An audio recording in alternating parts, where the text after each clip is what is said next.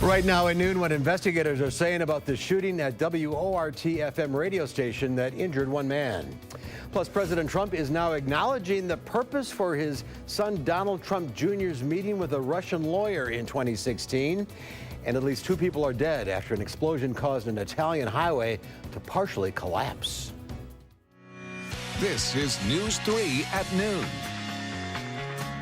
Good afternoon, everyone. I'm Mark Kane. Thanks for tuning in to News 3 on this Monday. Hope you all had a nice weekend. We'll get to those stories in a minute. But first, let's head over to the Weather Center. Meteorologist Chris Reese has a look at your first alert forecast. A noisy start to the day. It was a very noisy start today and a very busy start to the day as well, Mark. Some folks picked up on a large amount of rainfall. The clouds are still out there and they are looking rather layered, almost like a cake out there with the different layers of the clouds coming into the picture. Temperatures are at 74 degrees here in Madison. All of us will experience temperatures into the low and mid 70s as of now. Let me go ahead and show you some of these rain totals, especially across southwestern Wisconsin and into northern Iowa. Let me show you what's impressive. One spot picked up nearly 7 inches of rain near Iowa. And of course, the farther you worked your way to the east, the less those totals became. You do have a lot of places where you saw anywhere from 3 to 4 inches of rain or 2 to 4 inches of rain. So it's been a pretty wet morning for a lot of folks. Granted, we needed some of that rainfall out there. There's still a few lingering showers just around the state. They're nowhere near as widespread. But we're going to pay attention into the afternoon, Mark, because there is a chance for some more thunderstorms to redevelop as we head into the early afternoon and evening. The thing is, I don't expect those to be anywhere near as widespread. We also have a nice little rain chance coming up for tomorrow that I'll be breaking down here in Maine weather. Still a little humid out there, though. Oh, yes. All that water. No real cold front coming through, so it will be humid. All right. We'll check back in a few minutes. Thank you, Chris. Madison detectives say they believe the shooting at WORT radio station was not a random act against the media. Madison police say it happened around 3:15 yesterday morning at 118 South Bedford Street, where WORT-FM is located. A 33-year-old man was injured. Police say they believe it is a targeted shooting and have not yet located a suspect. They are continuing to investigate. Madison police also looking for 2 juveniles who are found armed inside Warner Park. It happened in the 2900 block of Warner Avenue around 7:15 last night. Madison police say a 14-year-old and a 10-year-old were at the duck pond. A worker told the boys they needed to go outside. Then the older boy pulled out a handgun from his pants and both of them ran off. The boy did not point the gun at the worker.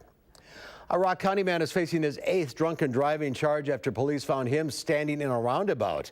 Deputies were sent around 2:05 Sunday morning to the area of North Interstate 43 and East Hart Road in the town of Turtle to check the welfare of 2 people standing near the roundabout with no vehicles.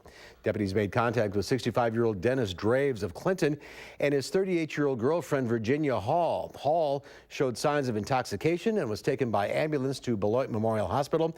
Draves was arrested on a tentative charge of 8th offense operating while intoxicated. Well, a severe weather siren was shut down after a malfunction caused it to self-activate early this morning. Dane County emergency management officials say the siren near the intersection of South High Point Road and Midtown Road had an equipment malfunction, causing it to self-activate around 5 this morning. Crews are investigating the cause and will have it back in service as soon as possible. A presidential tweet this weekend has put the spotlight back on a 2016 Trump Tower meeting with President Trump's campaign team. The president tweeted, "This was a meeting to get information on an opponent, totally legal and done all the time in politics, and it went nowhere. I did not know about it." But when news of the meeting first became public last year, Donald Trump Jr. issued a statement saying it was about Russian adoptions and mentioned nothing about politics or opposition research. President Trump's lawyer says the president was not involved and now admits he was wrong to say that. I had bad information at that time. I made a mistake in my statement. I've talked about that before. That happens when you have cases like this. Trump repeatedly claims the Mueller investigation is a witch hunt and that there was no collusion. And last week he called on his Attorney General, Jeff Sessions, to put an end to the Mueller probe. Police in Italy say at least 2 people are dead after an explosion on a highway. It happened in the northern city of Bologna and caused a highway to partially collapse. Police say between 60 and 70 people were injured, some with serious burns, when the tanker truck carrying explosive materials was in a traffic accident. The tanker was carrying liquefied petroleum gas. Rescue crews are searching for people trapped in the rubble after a powerful earthquake hit the Indonesian island of Lombok and shook nearby Bali last night. Officials say the death toll currently at 98, but that number is expected to rise. Damage to hospitals are forcing doctors to treat the sick and wounded outside. It was like a truck passing by, but then it got really heavy and also the noise was crazy. So I thought, okay, this is bad, this is an earthquake. There have now been nearly 200 aftershocks since last night's quake. There's more to come on News 3 at noon. Up next, we'll see what Howard's working on in the Mr. Food Test Kitchen. Today, we've got a seaside version of mac and cheese that's creamy, dreamy, and delicious. And it comes together in no time.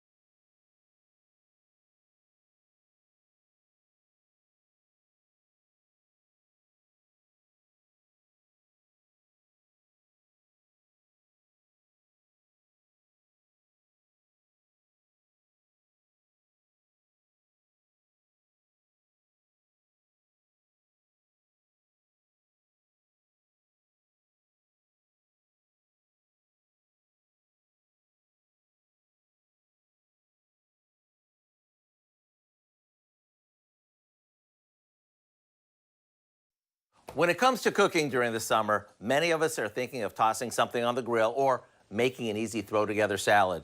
But after a while, we start craving something a bit more comforting. That's why we came up with a seaside version of mac and cheese that's creamy, dreamy, and comes together in no time. We start by cooking some pasta shells and draining them really well. While it sits, we make a cheese sauce to toss it with. It starts with melted butter that we mix with flour and a few seasonings. Once it's golden, we slowly whisk in some milk and let it simmer until it thickens up. Now for the best part, we stir in lots of shredded cheddar cheese. After it melts, we gently stir in the cooked pasta, some shredded mozzarella cheese, and a good amount of shrimp. Now we'll spoon this into a casserole dish, top it with some buttery cracker crumbs, and pop it in the oven. You'll know it's ready when it's bubbling hot and the topping is golden. Then get ready for lots of comfort. It's cheesy, it's creamy, and it's weeknight easy. To get the recipe for what we call our shrimp mac and cheese, all you have to do is visit our website. Here you go. I'm Howard with Kelly in the Mr. Food Test Kitchen, where today we found a comforting way for you to say, ooh, it's so good. Thank you, Howard. There's more to come on News 3 at noon. Up next, a rainy and cloudy start to the work week. Meteorologist Chris Reese will have your first alert forecast when we come back.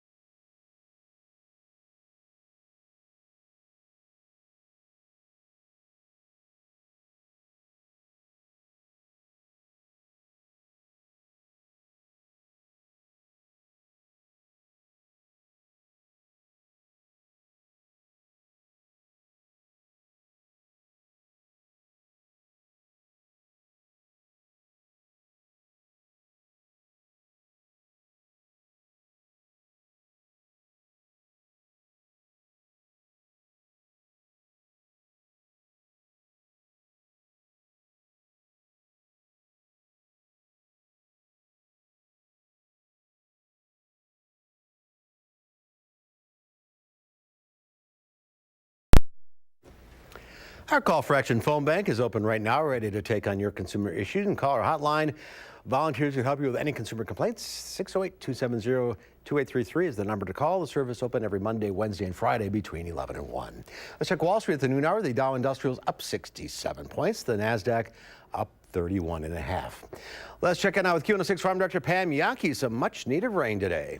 Yeah, definitely, Mark, for a lot of folks in Wisconsin. I don't know that we needed quite as much as we got in some areas or the winds that came through, but so far I haven't heard any reports from anybody about severe damage that was done. I know that about a week ago there was just a small pocket of hail that came through. That is absolutely one of the worst things that can happen to us right now because our crops are so far along maturity-wise that if hail comes through, it's going to be a complete loss, and then all you have to do is stand and watch it for the rest of the growing season. So we just hope that there wasn't any of that came through. Talking about what's going on in the marketplace today, still a lot of conversation about the ripple effect of the $60 billion in tariffs that China's apparently threatening and where exactly agriculture falls on that list. That's pushing our soybeans down on the midday, but the wheat market has actually turned the corner and is rallying big time right now, up, I believe, somewhere around 25 cents. So if you're still trying to sell your wheat, you might want to check in with your grain elevator today because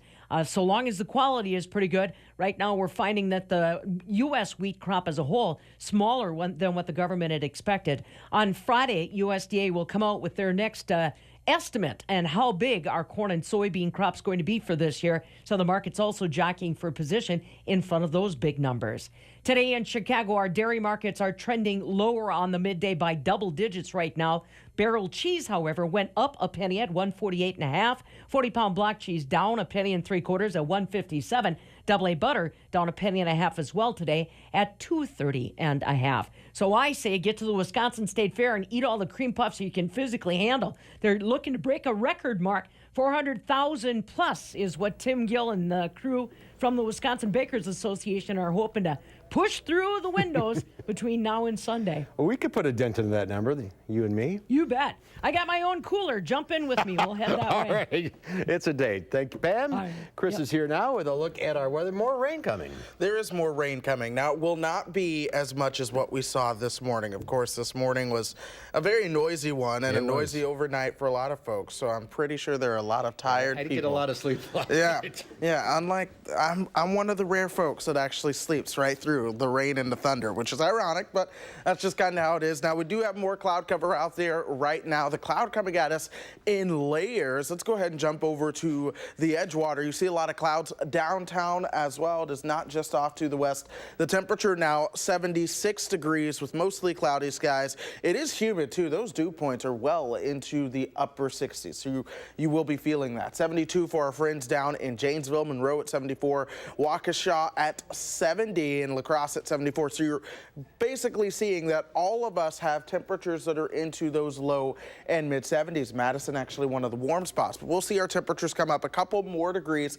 likely topping out right around 78 degrees, depending on how much sunshine we do see into the afternoon. If we get a bit more sunshine filtering through the clouds, we do have the chance to see a bit more warmer temperatures. So we'll just keep a close eye on that.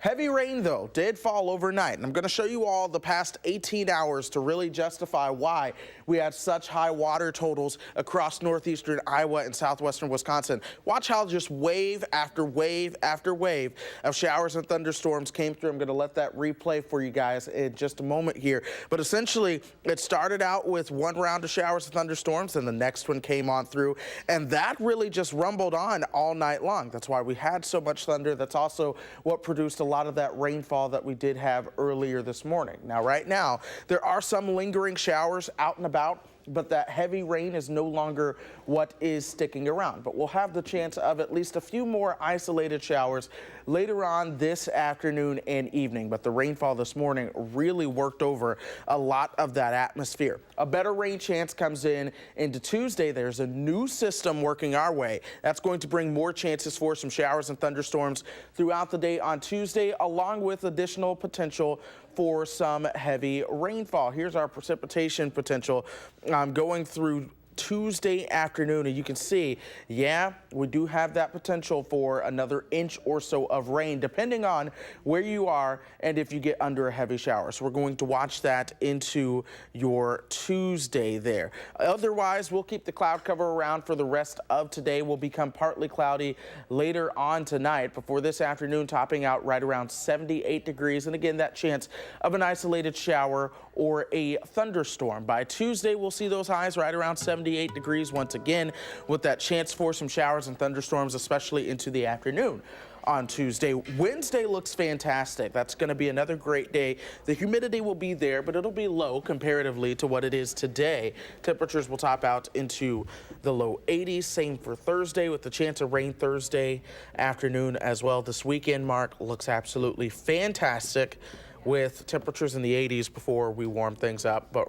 bring the rain chances up as well towards the start of next week. It is August. Look at all those 80s up there. It's August, and we have a summer-like pattern bringing some chances for thunderstorms around here. So Winter will be here soon enough. We'll enjoy this while we can. yes, we can. All right, Chris, thank you. There's more to come on News 3 at noon. Up next, Lisa Briggs from the Roost Company is here to answer your plant and garden questions. 270-9933 is the number to call. We'll get your questions right after this.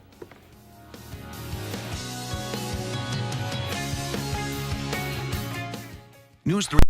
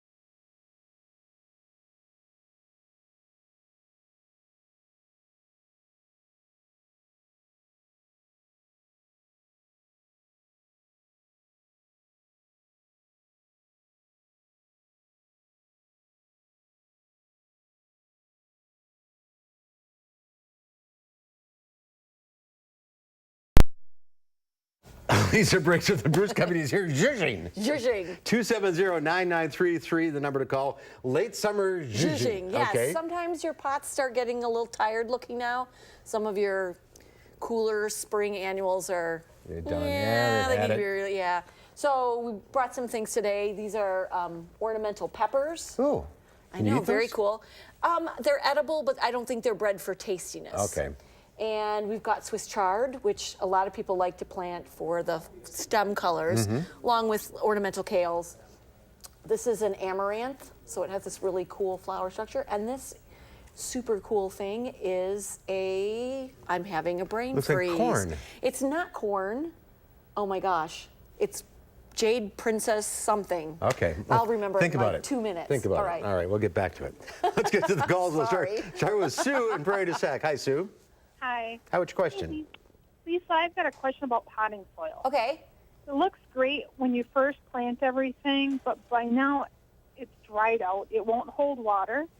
And I've used a mixture of Miracle Grow, Purple Cow, cow manure, anything I can get my hands on. Okay. And all my plants are like dying because I can't get them water. Well, a lot of times when you've got annuals, those roots will expand pretty quickly. So personally, I just use good, well-draining potting soil. It tends to keep the most body through the season. And if you keep things evenly watered, it doesn't dry out, so it becomes like a solid mass. One problem with your annuals, though, might be that they need some fertilizer. They're really heavily fertilized when they're in this stage, and then when they're in pots, you water through so much that a lot of times the fertilizer gets washed out. She said she was using Miracle Grow. So. Well, if she's using Miracle Grow potting mix, though, that has enough fertilizer in to get it started, but then it washes out pretty quickly. Okay. All right, let's go to Robert in Madison. Hi, Robert. Hi. Hi, which question? So I planted some gladiola bulbs this year, about an inch deep, which is what somebody told me to do. They came up nicely, probably about 2 foot tall, but they're all falling over all the time. So my question, I guess, is did I not plant them deep enough? And also now, what do I do with them if I want them to come up again next year? Do I cut them off at the bulbs, save the bulbs in the basement? Do I leave them in the ground? Okay, so gladiola are a not hardy bulb. So what you need to do is after we have a frost, you're going to cut the stems off, and then you're going to dig them out of the ground, clean them off a little bit, and then put them in a cool, airy, dry place for the winter time. And then you can replant. Usually an inch, I would think that's a little shallow for a gladiola. They get really tall, so I like to see 2 to 3 times the size of the bulb. That would be the depth. So next year, try planting them a little bit deeper. Go ahead and cut back the flowers when they're done, and then let the foliage finish up. But the And then bulbs got to come inside. Bulbs have to come inside, yes. Okay, let's go to Barbara now, Richland Center. Hi, Barbara. Hi. I have a quick question on burning bushes. I have 2 of them, and they're like about 5 foot tall, and I'd like to know when is the best time, if at all, to cut them back and how far down to cut them back, and if at all possible, to transplant them and when. Okay, so burning bushes are not super picky about when you prune them because even though they have a flower, it's not very showy. So you can shear them anytime. The best time to be would be in the early spring when it's dormant, before it starts to leaf out. As far as transplanting them, I would wait till early spring when your ground is workable, but before the leaves start to pop would be the best time to move them around. But you want the leaves on in the fall because that's when they turn That's into when the you have burning the nice part. color, That's right, the burning exactly. part of the bush. All right, let's go to Linda in Loganville. Hi, Linda. Hi, thank you so much for taking my You're welcome. call. What's your question? Well, I have a young pear tree that I planted maybe 2 years ago. It's only about 3 feet tall, so it's just a little thing. Over the winter, the main leader did die back, but now I have like 4 new leaders that are just as tall as that main one, and wondering what I should do with it and if it's savable. I'm sure it's savable. So I guess what I would do is take 1 leader and sort of splint it up like you were putting a splint on a broken arm to get that to stand straight. And then if you clip back the tops on the other ones, then you'll get some side branching, which will be a little bit easier to deal with. Okay, that should work. Yeah. All right, if you're on the line, stay there. Lisa will talk to you off the air. We'll See you next time? Yes. All right, here's Chris with one final check of the forecast. That's right, a chance for some showers and thunderstorms later on this afternoon. Those will not be widespread, so honestly, I'm not too concerned about that potential, but nonetheless, it is there. We'll see those temperatures topping out into the upper 70s today. As we head into the next 7 days, we'll still see temperatures in the 70s tomorrow, 80s through the end of the week. We're talking potential upper 80s as we go into the weekend and towards next week. Additional rain chances tomorrow night, Thursday night, and then Monday, Tuesday, and Wednesday of next week. All right, the dog days of summer are here. We'll see you back here at 4. Have a great afternoon. Making plans that are weather dependent? Get an accurate 12-hour even